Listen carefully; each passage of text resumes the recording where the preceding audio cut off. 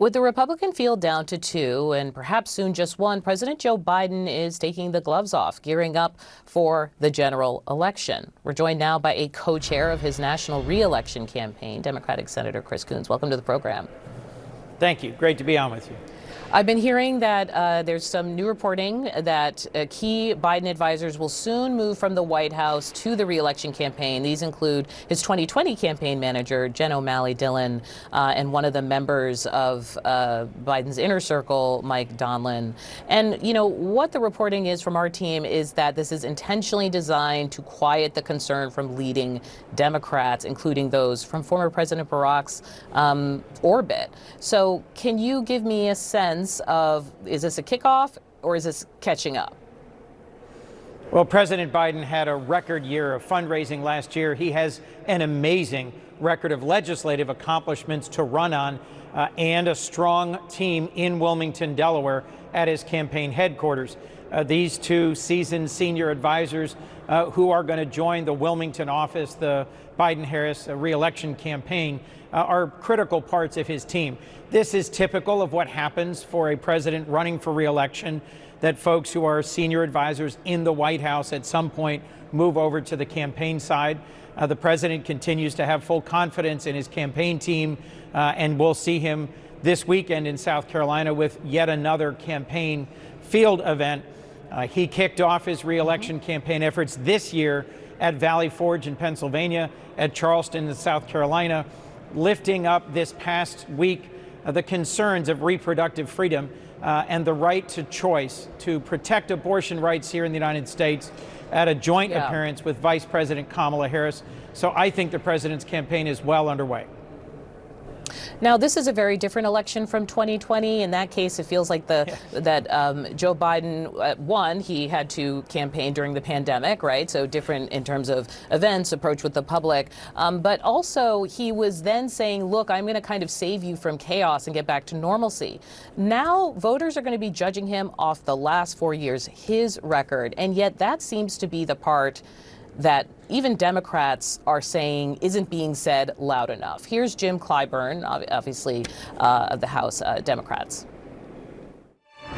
The so-called rescue plan, the infrastructure bill, the CHIPS and Science Act, the PACT Act, Inflation Reduction Act, all of these things make up a legislative successes that's been unrivaled by anything. You have to go all the way back to Lyndon Johnson to find anything close to it. We have got to do a better job of penetrating this because the misinformation is great. No one knows more than Jim Clyburn about campaigning for Joe Biden, right, in a heated moment. But this criticism seems to be leveled, you know, at you guys, at the team, that you're not doing enough. What's the response to this right now? Well, the response is what's happening on the ground and in people's lives, and we're seeing real change as a result. Let me pick one quick example. As Congressman Clyburn knows all too well, those of us with family members who have diabetes, as his late wife did, have just experienced a huge change in cost. $35 a month now is the cap for insulin. Used to cost hundreds of dollars a month for anybody with diabetes. This is impacting millions of families. And we saw just last month consumer confidence take the biggest positive jump in 30 years.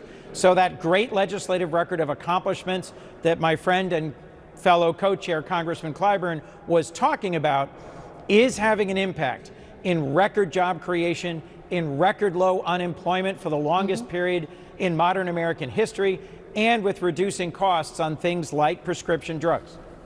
Before I let you go, I know that there are negotiations going on right now with the supplemental funding bill, and importantly, apparently to the voters, certainly in New Hampshire, on border and immigration issues. And yet the Republican Senate conference understanding is things got really heated in their meeting. So what does this mean for Democrats? How do you get a deal with folks who kind of can't get a deal with themselves? Well, that's part of the challenge of this Congress. The House has been a mess. They went weeks and weeks without a speaker. They threw out a speaker in a manner that hadn't happened before in our republic. And right now, we are at the table in the final steps with a deal. And Republicans need to decide if they can accept it.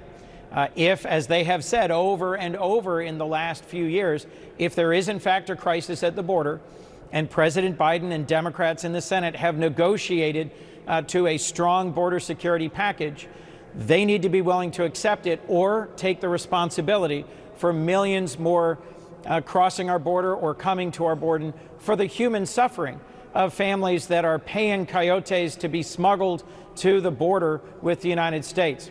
This package includes critical funding for Ukraine, and Ukraine cannot make it any further this winter in their brave fight against Russian aggression. It also includes critically needed humanitarian assistance funding that's needed in countries from Sudan to Gaza to Ukraine to Somalia. So I am pushing my Republican colleagues to get to the table and finalize this deal and accept it, because it's what we all need to move forward. Does jamming that many things into a bill ever really work for getting it moving? I'm sorry? Does jamming that many issues into a bill ever really work, right? You're talking about Ukraine, Yes. border, et cetera. That's a lot. Yes. I've only been here 13 years, but we've seen several big packages that include a variety of different provisions, and some folks will vote for it because they really care about the humanitarian relief. Some folks will vote for it because they really care about border security. Some folks will vote for it because they really care about Ukraine. But in the end, compromise requires saying this is as good a package as we can get.